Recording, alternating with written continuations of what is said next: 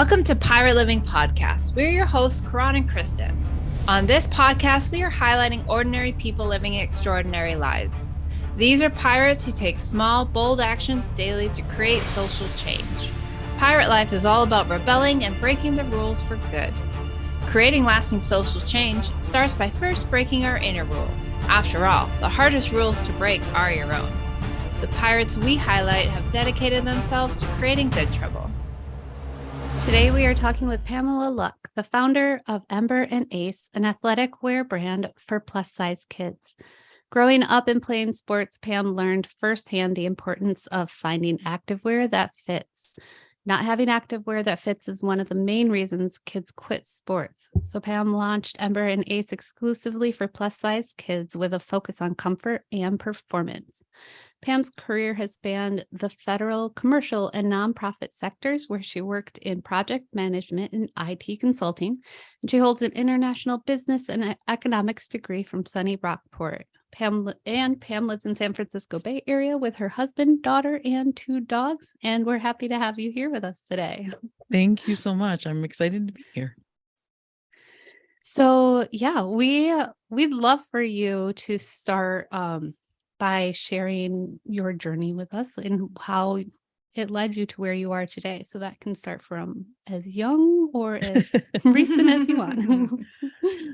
Yeah, I would say this has been a lifelong journey for me to get to this point. And, for me, I think it all started with the fact that I have been plus size since I was a kid. I mean, you start to see it maybe around 2nd grade, but by like 5th grade, when puberty kicks in, you're like, yep, there she is. And so I've been plus size my whole life and still am to this day. And I loved playing sports. I played soccer, AKA football for like most of the world, from like elementary school, like 8, 10, all the way through high school. And I also danced. I took tap, jazz, and ballet. And by the time I got to high school, I struggled to find athletic wear that fit. I remember going to the sporting goods store and having to go to the men's section to try and find something that would fit. I started as a defender and became a goalkeeper in my last 2 years. And so went to the men's section and like, fingers crossed, do they have an extra large? Do they maybe have a double extra large? That's maybe going to fit, right? It never fit quite right in the chest because it wasn't made for women. The pants were at least, 4 inches too long. But it was my only option. And the same with dance leotards. So, you start to get to this place where, am I going to keep doing this? Can I keep doing this? And you fast forward 30 years from when I was in high school, and I have a daughter in a bigger body who's a teenager, and she dances, and we're sizing out of dance wear. And so I'm like, it's been 30 years. How is this still a problem that no one has sort of taken on to try and resolve? So I said, okay, I do not have a background in design. I do not have a background in apparel manufacturing, but I'm going to do this. And so decided to start sort of part-time. And then I quit my full-time job. And bless my husband, we sold our house so that I could focus on trying to make this happen, because I got to the point where I'm like, I have to sort of go all in. And I'm also to the point where I'm like, I'm too old for side hustle. I'm not going to lie. Like, that's just rough when you get to your like late 40s. I'm 50 now. And I'm just like, we need to sort of go all in on this. So yeah, that's sort of what led me to here. So, tell us about what all different stuff that your company makes. Right now we have our first collection is a 5-piece collection, and I decided to focus on it's called the Essentials collection. So it's basic pieces that you can wear for sports or you can just wear for day to day, because I also feel like it's just hard to find clothing to walk around in, even if you just want to go play in rec camps in the summertime, or if you want to play, soccer, or you just want to go to the park and play basketball with your friends, or you want to ride your bike. You don't even have shorts and things that fit. So the first collection is a 6-inch seamed athletic short, a pair of leggings, a pair of joggers, and a t-shirt. And I do have a jacket, but we're still tweaking the jacket. And so hooded jacket that's going to come. But the idea being, you can wear all of those things if you want to do walk, if you want to do a 5K, if you want to play soccer, basketball, all of these things are an option. But if you also just want to go hang out with your friends, you have something to wear that fits your body and is comfortable. Because I think that's, one of the biggest challenges is if you try to find kids clothing, it's all too tight or it doesn't fit over your belly and you feel awkward and strange. But if you go to adult sizes, they don't fit right either. Everything's way too big, way too long. So the idea is, yes, you can do activities and sports in all these clothes, and you can also just hang out in them. So that's where we started. Nice. Yeah. And how has it been received so far? The response I've gotten has been great. And it's been interesting because it's not only parents that have kids today, it's a lot of people like me who grew up plus size and didn't have athletic wear, and kids will quit sports if they don't have things that fit, especially if their uniforms don't fit. And we see it pretty regularly. A lot of kids are like, look, by the time, I was 15, 16, they didn't have a basketball uniform in my size. So I just stopped playing. And so, I think it's a couple of things. I think there's this, first of all, this incorrect assumption that if you're in a bigger body, you don't like sports and dance. And that's not true. Right. And so those are a lot of the folks that I'm hearing from, is like, I liked all of these things. You get to a point where you're like, what do I do? Right. If my mom doesn't know how to sew, or my grandmother doesn't, or someone doesn't know how to sew, what am I supposed to do?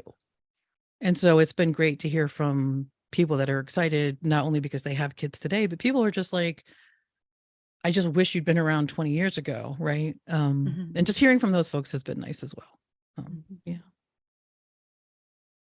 Tell us a little too about what's it been like to start a clothing company? How do you start a clothing company? It has been the hardest thing I think I've ever done. And I think anyone that starts a business has to just sort of fully put themselves out there and just be prepared for not knowing a lot and being open to the idea that there's a lot to learn. And I think particularly people that deal with physical product, it's a whole different ball game. There's a lot of people that do service-based industries, and that's still tough, but it's just the amount of effort and research and cost that you have to put up front to develop a product. So I am lucky in that in the San Francisco area, they do actually run a small business series for people that are doing fashion or apparel.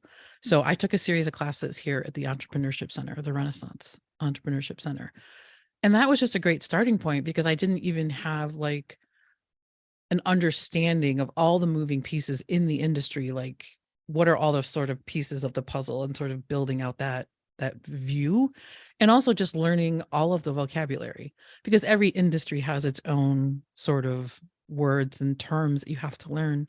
And then just starting to make connections with people that had worked in the industry, and then finding them and using consulting time with them to sort of fill in all the gaps. And it has been a lot longer timeline than I think I anticipated. And that's in part because I decided to leave my job and take this on in, January, February of 2020.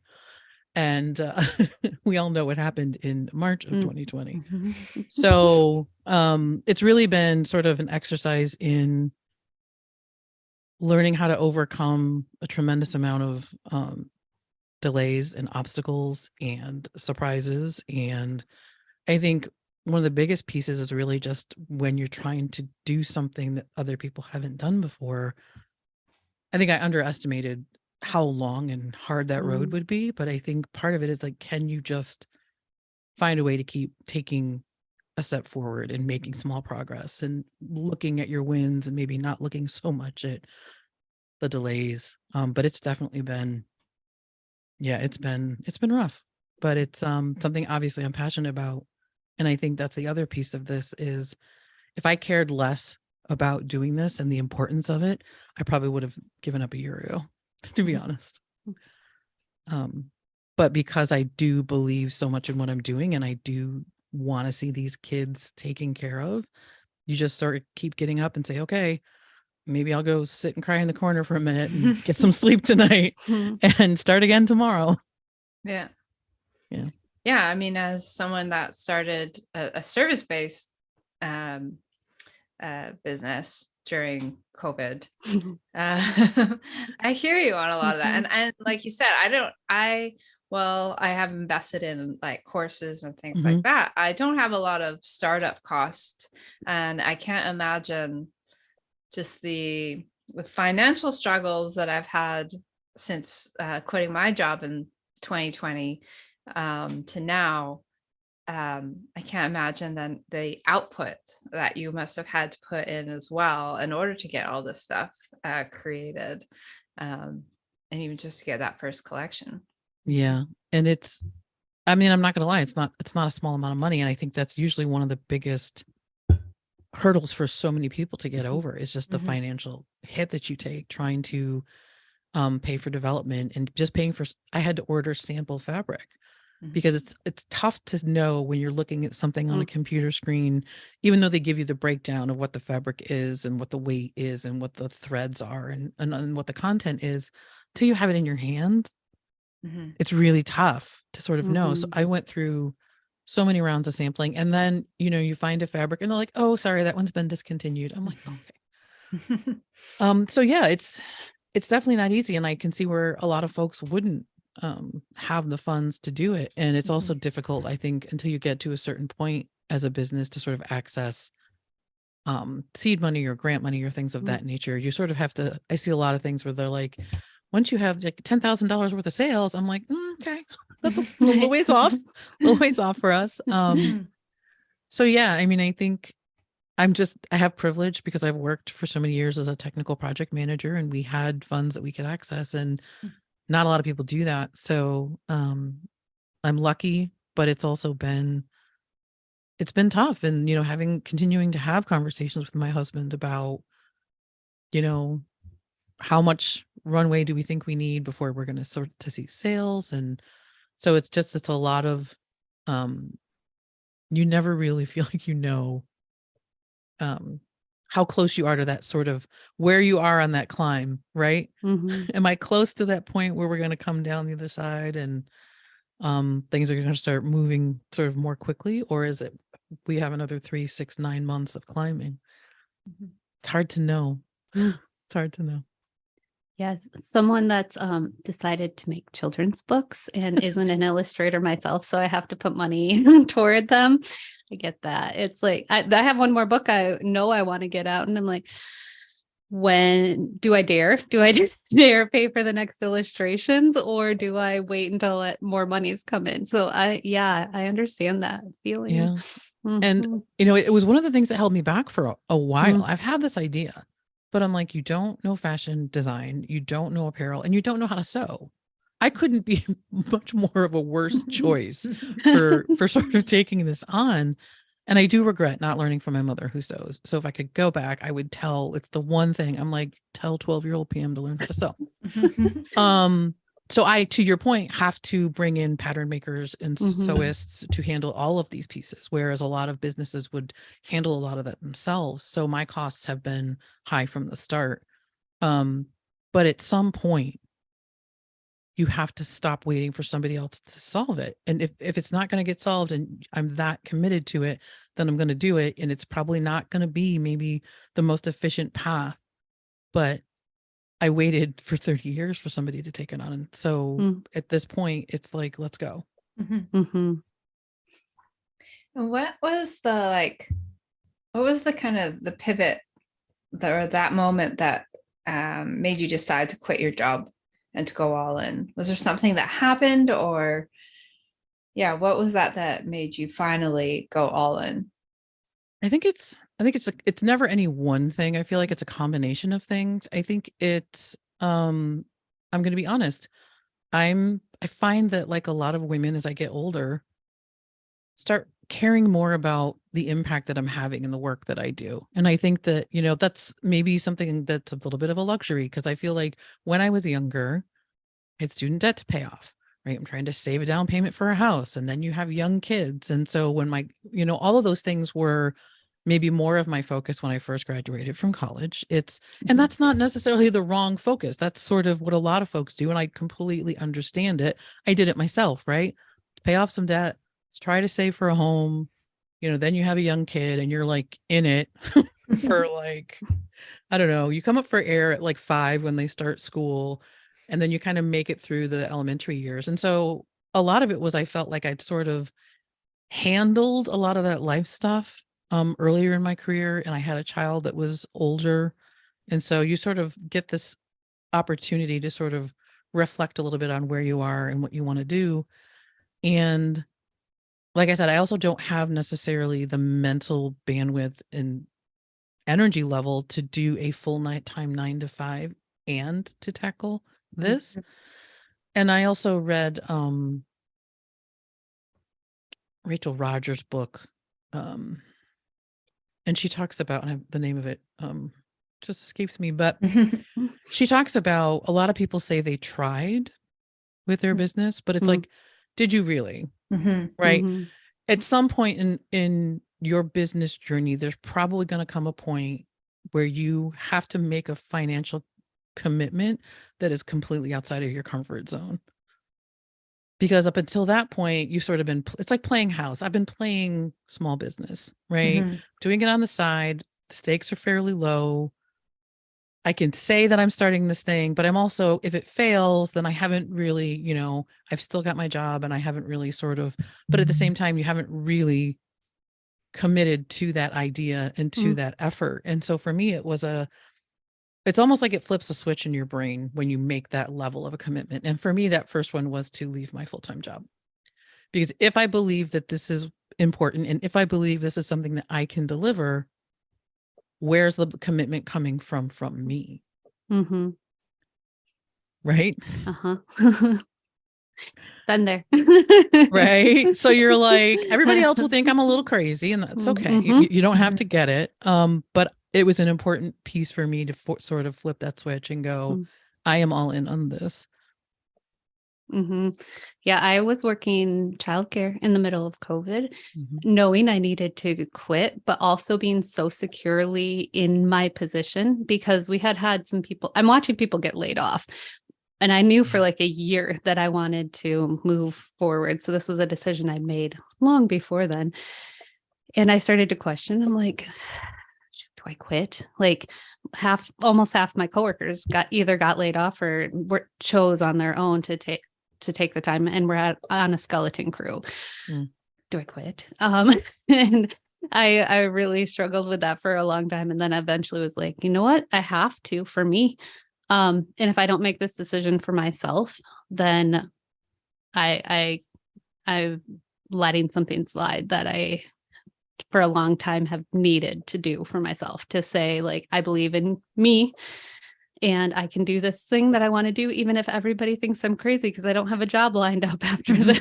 Right. So yeah, it's a brave step to take, to be like, I'm going to do this thing, and to tell yourself, I believe in myself and I believe that I can do this. So good job too. That's a big win right there, just to take that step. Yeah, thank you. And I also think I want to sort of, for my daughter in part, sort of take away the stigma of failure, right? I think, I like to think of failure more the way that sort of scientists do as they're sort of conducting experiments. And yeah, you're going to have failures, but it could just mean that there are a few things that need to be tweaked, right? A few things that need to be adjusted. And you've definitely learned a ton of things along the way. So, I feel like I don't see the failures on this path that I've had for the last few years as necessarily a bad thing. And I think part of it has been the growth that I've had around, I make mistakes, right? I make mistakes that cost me money. And I'm still here, and I learned something. And I think the only time you don't make mistakes on that tier is if you aren't really doing anything. Yeah, those mistakes I like to look at them as more stepping stones, learning blocks. Because if you're afraid to make those mistakes, can you really truly grow? Yeah. So what is the social rebellion that you're creating with the work that you're doing? What are you rebelling against? I'm rebelling against sort of, first, the idea that kids in bigger bodies need to be fixed, for starters. That kids in bigger bodies don't enjoy athletics and aren't good at athletics and aren't good dancers and aren't good at martial arts and all the things that kids love to do. I think there's this idea that you can't possibly be an athlete in a bigger body, which I also rebel against. And so, because I was an athlete, I was a great tap dancer, by the way. It was fantastic. Probably still would be if I dig my tap shoes out, but and I was a decent soccer player, right? And so I think this idea of what we have about kids in bigger bodies and how they eat and how they move and the things that they like to do are just wrong. And I think that they deserve the opportunity to keep doing the things that they love, just like their classmates and friends do. And it's really about this idea that they don't belong in these spaces. Yeah, I don't agree with it. So we're gonna do something about it. Yeah, and I often I see so many people like pushing back against the body positivity kind of movement, and I don't really understand it. I don't understand why people are so against people loving themselves exactly where they are, right? Like, yeah, it baffles my mind. Like, what is it to you if someone in a bigger body loves themselves or not? Well, why wouldn't we encourage them? Like, and part of loving yourself, I do feel, is just having that acceptance and being, like you said, being able to be in these spaces where they clearly belong, right? No space does or does not belong to anybody, right? Like we want everyone to be able to participate and do the things that they love, which I think is only going to help people love themselves even more. Yeah. So I'm just it is just one of those things that, like, I've unfollowed people that I had once looked up to in like the health and fitness industry, because they will say something that is like just so toxic. And I'm wondering, like, if you have any thoughts on, like, where does that even come from? Yeah. Like, why? I think it comes from, there's a couple of theories that I've read around it. So these are not necessarily my original thoughts. They're things that I've read, and I apologize that I can't remember necessarily where I've read them. But I think part of it is, and it's true for most things, when people make comments about things, it's never usually about the other person. It's about their own fears and anxieties, right? And so imagine if you're someone who is bought in very deeply into diet culture, and you spend so much time and so much money and so much energy trying to attain, right, this thinness goal. And then you see somebody in a bigger body who enjoys movement, but they're not dialed in on weight loss. They have a happy life. They enjoy their spouse and their family. And imagine what that tells you about what you're bought into. And, what part of your worldview will start to crumble if you start to let go of these things and start to pull back and see all this time and energy and money that you've put into, being thin or trying to become thin. I think it can sort of completely tip people's worldviews to the point where they pull back from it because it's so uncomfortable. And I will also say this: thinness is capital, social capital, particularly in the United States. You're trying to position yourself closer to the top of that social hierarchy, and thinness and whiteness are way up there. So, and it's just easier. Your life is so much easier because of the way this society is built. Just in terms of being able to walk down the street or, walk anywhere and wear what you like and find clothing and walk into 1,000 stores and pull something off the rack, and being able to show up and engage with the medical community or even at work. Like, fat people get paid less on the regular and have health issues a lot of times because of how they're treated within the medical community. So your life is easier if you're engaged in restriction and diet culture and pursuing thinness. And you've got social capital and you've got all this time and money invested in that. So all of those things make it really hard, I think, for folks to let go. Yeah, it's interesting. Like, just working with, I'm a personal trainer and a nutrition coach, and I work with people in all bodies. And I remember, and it wasn't even something I had taken note of, but I had a woman come in. I always meet with everybody face to face before we even start working together to have a conversation. And I always ask, what brought you in? What are you looking for? And she was a tattoo artist. She is a tattoo artist, and she would just get really, really sore because she's in this like hunched over position all day. And she's like, look, my goal is to not be sore, is to be strong so I can continue my work for many, many years to come. She was a young woman.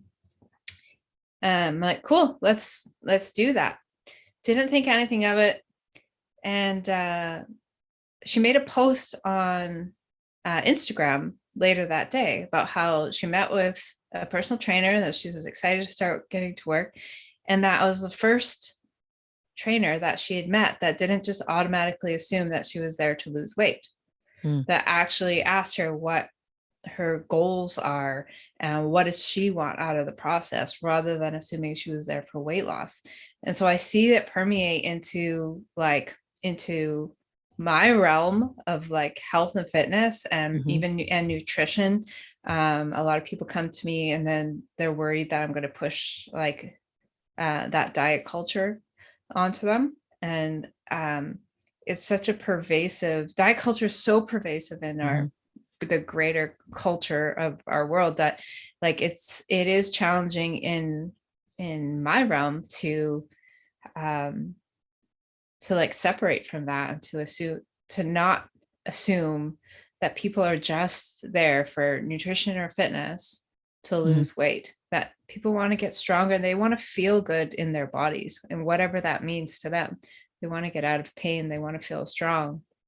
It was just my little rant about diet culture, and because I see it on a daily basis with my work, and I'm hoping that we can just somehow move past it and like you said, kind of more celebrate what our bodies can do and to be active and to do the fun things, that the sports and the activities that we want to do and we all get to do and we all should be able to do in comfortable clothing. Yes. Yeah, I worked with 5-year-olds and clothing's tricky. Like the kids that were taller or just not like the average child, 5-year-old child height, like the clothes would fit awkwardly. They'd be too tight. And it's like, what do? Do you size up, continue to size up so the clothes aren't too tight? Or do you put them in clothes that are like just barely fitting them? But because they're not built for kids of various sizes. And then you notice, because those clothes aren't fitting, that the child is starting to pull in and withdraw. They're 5. They should not be feeling that way just because their clothes aren't fitting. Like, I know what it's like for my clothes not to fit and how frustrated I get. Like, now you have to deal with this at that age. Like, it's not fair. So it is very special to be able to be able to offer to kids of all sizes, like, here are clothes that are fun, that fit, and you don't have, like, you still can like wear things that you like instead of having to feel like you're in a paper bag or a potato sack or something. And I think, we could talk all day long about all the benefits that you get from moving your body, whether they be, physical health and mental health that have nothing to do with changing your weight. And that's what I want for these kids. And to your point, when your clothes don't fit, you start to withdraw. And I think for me, the biggest factor that we don't always talk about is you sort of lose that social connection as well. If you stop being on the soccer team, if you stop going to dance class, you start to lose sort of your connection with other kids your age. And so that withdrawal that you're talking about can just continue to get worse over time, right? Because you start out feeling a little awkward, but then as you no longer find anything that fits, and you'll quit the team, right? And I think the thing that's tough is a lot of times kids won't talk to their parents about why. It's just, well, I don't want to do that anymore. Because it's a really hard conversation to have when you're 14, 15 years old, is like the uniform doesn't fit, Mm-hmm. right? And so I think for me, the other piece of this is it's not only that you lose out on being able to do activities that you love, but you're also sort of losing that connection that you started to build with other kids. And so that's a piece of this as well, that I think we don't always talk about. Mm-hmm. Yeah, that social piece is big. But yeah. So how long have you've been doing this 2 years now? Yes. Okay. Sort of I literally just, the first production run just came in and we've just got it up That's on the exciting. website. But it's taken almost 2 years to get to that point. And I Yeah. think it's because you start with going through a series of fit tests. And part of it is I didn't have a lot of like samples to start from. Because a lot of times when you start a new line of clothing, maybe you go and you pick up other pieces that are similar to what you're looking for. And you say, I like this, but we're going to change the sleeve, or I like this, we're going to change that. There aren't any other pieces for me to sort of take to the pattern maker and be like, this is what I want. So it would turn out, I'd get like a men's extra large short, and I get like a women's extra large short, and I get a kid's largest plus size I could find.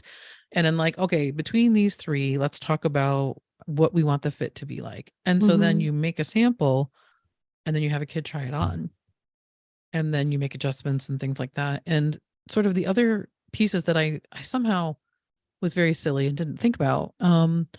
It's really hard for me to find fit models, because you typically would go to an agency to there are models that you take photos of, and then there are models that are called fit models. And what those models do is they have typical proportions so that you can sort of say, these are the measurements of this person. And so they can try on your clothing, and they're a good representation of like size kids 2X, but they don't have fit models for plus size kids clothing. I even reached out to agencies in Los Angeles. I'll drive down. Let's go. They don't even have fit models for me that would work. And they're one of the biggest centers for agencies in the United States. So I struggled to find, fit models other than my own kid.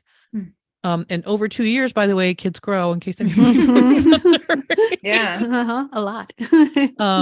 But so like a lot of fit testing, and then, like I said, a lot of fabric adjustments, and then trying to find manufacturers that will work with small brands is tough.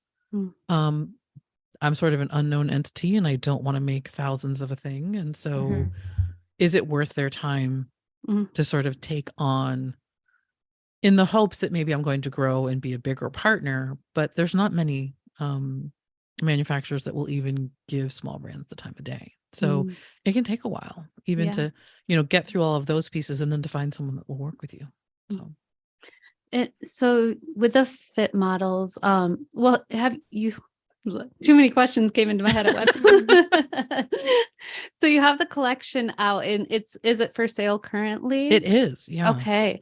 So have you started getting feedback from like the kids that have been able to buy it and try it out? You're very funny, because I have a reminder on my calendar to send an email out, because it's only been a few weeks. And so I like to give people maybe like a month, because you're going to get through multiple wears, a couple of washes and things like that, and sort of settle in. And that's the other reason I kept this run so small. I want a ton of feedback. We did what we could to get as close as we could to what we thought was right. But it's really going to be, let's get some feedback on all of this. And so there's an email that's going to come out from me probably at the end of this month, to sort of start getting feedback from folks. And, we're very open to what folks have to say, because like I said, there's always room to sort of make improvements. But at some point, it's like you have to stop. I had to stop making adjustments and just get it out in the world, and let's get a whole bunch of different folks to try it on. So there'll be an ask coming from me in a couple of weeks, and hopefully folks will be willing to share. Yeah. So, yeah. That's fun. Yeah. I tend to, when I see other companies that are focused toward people of all sizes, tend to be like, yeah, like I want to support you more, because you aren't just like, hey, if you're thin, we're gonna tailor toward you, like instead being like promoting people of all shapes, sizes, lifestyles, whatever, can move their bodies and do these things. So yeah, that's to be able to give that to the kids is I'm excited to hear what you get to hear from them as they move in them and try it out. Yeah, me too.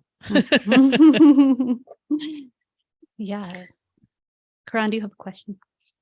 Or was that just a wait, did we lose you? We lost her.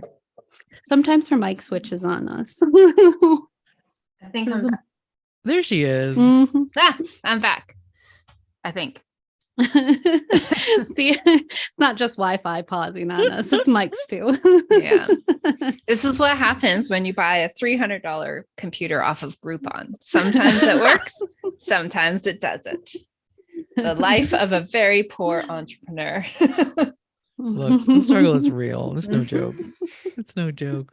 One day I'll upgrade. So, well, we like to talk about Good Trouble. We've heard about your social rebellion. So we wonder, what does Good Trouble mean to you? And how are you creating Good Trouble? I think for me, Good Trouble is really about like challenging sort of, these misconceptions and beliefs that people have, right? To be an athlete, you have to be in a smaller body. To be good at a sport, you have to be thin.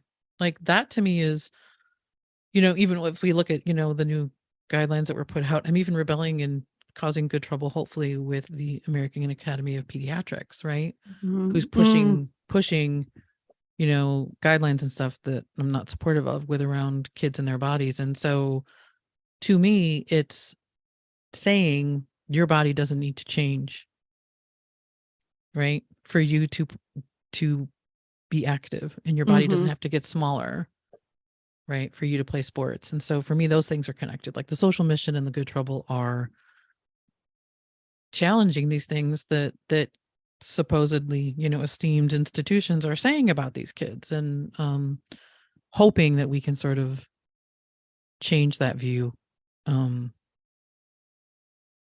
just let these kids be kids. That's let those kids be kids important. Right? It's like all of a sudden your body is now a project at what, age 2, age 5? Yeah. And there's a misconception in fitness too. Like you've got a lot of people don't want to start moving because their body doesn't fit that perfect size. And it's like, first off, that perfect size doesn't mean anything, but also like if that's your goal to change how your body looks, you've got to start somewhere too. So yeah, the whole fitness industry is there's a big misconception there that well, and as a plus size athlete, people just don't believe that I don't believe that you work out 4 times a week. Oh yeah. Because if you did, your body would get smaller. That's real nice too. Yeah. I'm curious, how did you come up with the name Ember and Ace? Yeah. You may have gone through this, right? You're trying to start a new business. You're like, what do I call it? And one of those considerations, what URL is possibly available to me? It's a big piece of it, right? You're like, every single word in the English language and every possible spelling of that word is already taken. Yeah. And I didn't want to use my own name for it. I didn't want it to sort of be about me per se. And so I was journaling and I'm writing down like, what do I want this brand to be about? So I'm just trying to come up with all these things, and I'm writing words in my journal, and I wrote down the word embrace. I want kids to embrace themselves as they are. And it's then where I went, okay, Ember and Ace. It comes from the word embrace. Nice. Yeah. I like that. Yeah. Because the word embrace, it felt a little too touchy-feely. A little, you know what I mean? Like I love it, but I'm also like not quite there. But yeah, so it's a play on that word, and it felt like a fun, it's actual words that are actually spelled standard. Yeah. Yeah. And that's where it came from. Awesome. Yeah. I love it even more now. I know. Oh my gosh. You have never seen anyone Google so fast in your whole life. The second I wrote it down, I'm like, emberace.com. Yeah. Well, and then I have to do the search in the state of California. Yeah. All the things you have to check on. Well, yeah, my company technically is called Off the Scale Coaching. And I'm like, someone's got off the scale coaching. No. I know. Nice. Like, holy crap. I'm like, no one thought about just stepping off the scale. You're like, I think all of the stars and planets just aligned, and I need to go Yeah. plop Get it down my now. card for a URL right now. Yeah. Mhm. Yeah. Right to what is that? GoDaddy? Yep. Immediately. You're like, even if I use change my mind, Porkbun. I'm gonna take it for a year and while I figure it out. Yeah, Yeah. exactly. We're gonna sort this. Yeah. It's the Mhm. stuff you don't think about, right? You're like, I want to make a business, and you're like, why is naming the hardest piece? Mhm. Got a whole list there. Like does this one work? You're Does this like, one sound good? because I had another name, a couple other names in mind, and they were too many, bigger companies that existed already Mm. somewhere. Mhm. Even if it's not in the state of California, at some point you're probably going to run into an issue. So I'm like, okay. Yeah. Mhm. Sorry, is your clothing for boys and girls? I have not gendered it per Mm. se. And that's intentional. I think a lot of kids, particularly on that earlier side of puberty, when we're talking like 11 to 15, Mhm. the development is very, very similar. You Mhm. sort of have a chest, waist, hip ratio that's pretty close. Mhm. I call it sort of a tree trunky shape, but a lot of kids sort of hold that shape until you get to like 16, 17, and then you do Mhm. start to see deviations. Some kids will get the broader hip Mhm. versus the waist. Some kids will go broader through the chest. And so I sort of have landed on this fit, and I think it works for all genders at this age range. And Mhm. I do also think as kids get to be like 17, 18, adult plus sizes start to work, both, on the men and the women's side. Mhm. So there's room for sort of that more traditional shape, if you will. But I'm also open to doing a second fit style. Mm. As we talk about where that need exists. But for now, I have sort of landed on what I think is a ratio that works for the broadest range of kids, Yeah. leaving room for, some hip and some booty, and also some room through the chest. And I'll also be honest, that's why I started with a lot of knit fabric. It's got the most, forgiving, that has so much stretch. If I'm ever going to do like a hiking pant or something like that that's out of a woven fabric, Mm. we'll sort of see. That's why I wanted Mm. to go through a lot of the fit and feedback off of knits, and then Mhm. sort of see where we land. But Mhm. yeah, Cool. Mhm. Yeah, this stretchability is important always. don't sleep on the importance of stretch. Yeah. I'm a fan. Yeah. I'm a fan. I think that's why so many people live in leggings these days. Truth. Mhm. Yeah, there's no I mean, I'm biased. I wear them to work, but I see no reason to be in hard pants. Yeah. Like ever. I'm honestly, besides denim, which has some stretch in my closet, I don't even know if I currently own a pair of woven pants. I'm going to be very honest. Yeah. I think it's all like yoga pants and leggings Mhm. and like some wide leg knits. Absolutely. Pretty Mhm. sure there's not a single pair of woven pants in my closet. Yeah. Hard pants be gone. Yeah.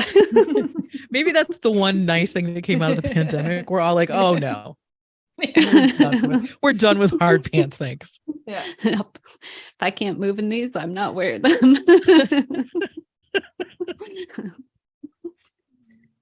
Awesome. Oh, So go ahead, Gran. no, you go ahead. No, I please. think you were going to say the same thing as me Oh, anyway. I was going to say, where can our listeners go find out more about you and what's going on?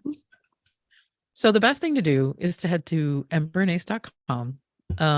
You can sign up for the newsletter, which is where you will occasionally hear from me about what's going on, what's new, all kinds of fun little updates. And then you can also give us a follow on Instagram, which is like the only social platform that I currently engage with, because I don't have time for my social media rant. So we'll just move on. But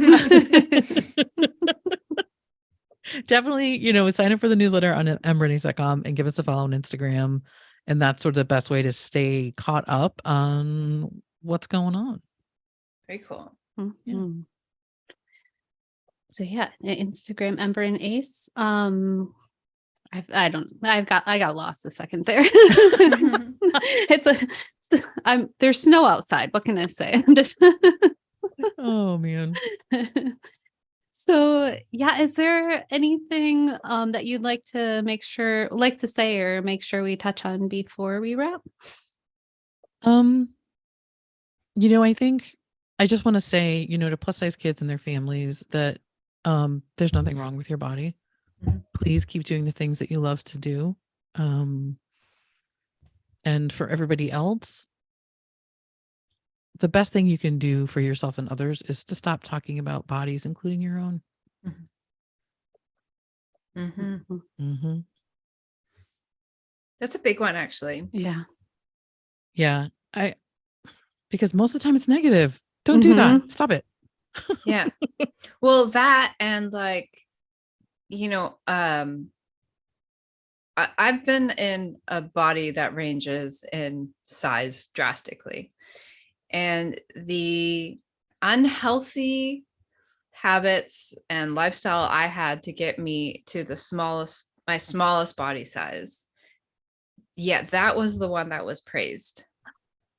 Yeah. Right. And I have a girlfriend, and she got really, really sick.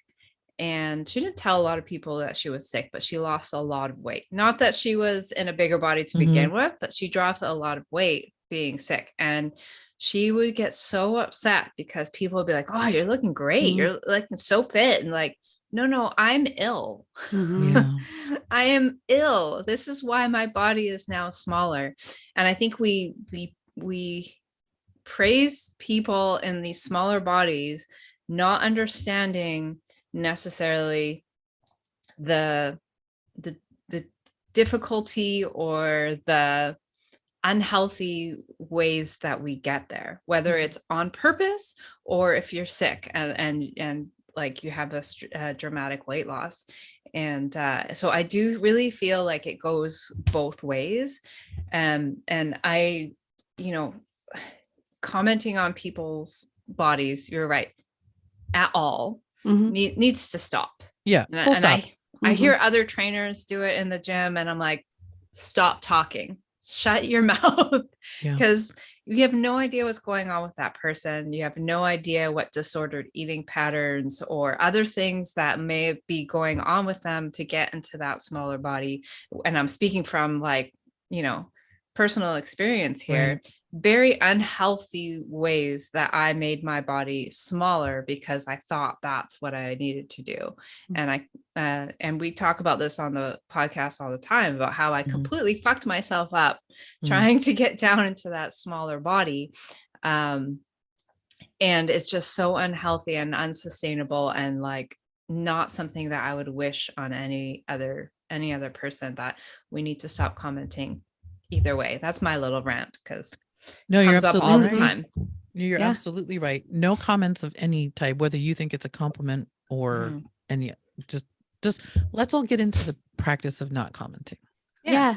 There's so many other things to talk about. Like I've noticed, because I worked with kids, people talking about how babies look, and their body, like they're filling out so nicely. It's like, why not just talk about how healthy they look? Like, why do we have to talk about their body? And and why do we have to make a big deal at any point in time? Like, yes, growth is important for a baby and a toddler and children on up, but why does that have to do with the shape of their body? So yeah, it doesn't matter at any time. You don't have any of the backstory. I'm like, we just need to stop. Not like all the things. One of the best things I just read, and I can't remember as usual where I read it. Swear my brain. That you shouldn't really comment on someone's appearance unless it's something that they could change almost instantaneously. For example, you have spinach in your teeth. Is my skirt tucked in my tights? Or like, if you happen to like the bag that I carry, or maybe a scarf that I have, if it's not something that I could literally in 10 seconds do something about, good or bad, let's just not go there. And body's part of it, and height, hair color, eye color, like all the things. Let's just stop. Stop. That's a great advice, and a great like guideline. I like that. Yeah. Cool. So how would you recommend our listeners go about starting their own pirate life and making some bold actions in their life like you did? I think the first thing is you need to find some quiet, because there's a voice that's there, that's been there for a minute, that's telling you this thing, right? This idea that you have that's completely off the mark, that doesn't make any sense, that maybe is completely different from your very safe and comfortable existence. There's something that has sparked in you, and maybe you've forgotten about it, but it's there. And so it really, like, how do you start to feed that? And believe, if you're not going to believe in yourself in this idea, then nobody else is going to either. So it starts with you and believing that you can do something so completely different than what you've ever done. Because there's a reason that thing, that idea is with you. Yeah. That's what I think anyway. Oh, I like That's it. great advice.